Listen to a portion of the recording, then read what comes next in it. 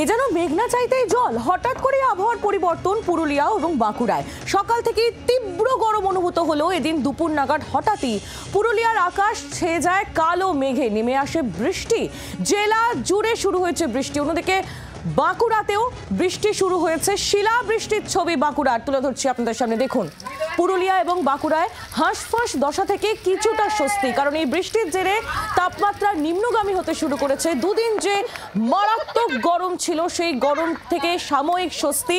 পুরুলিয়ায় যেমন বৃষ্টি হচ্ছে, তেমন বাঁকুড়ায় শিলাবৃষ্টির ছবি দেখতে পাচ্ছেন আপনারা।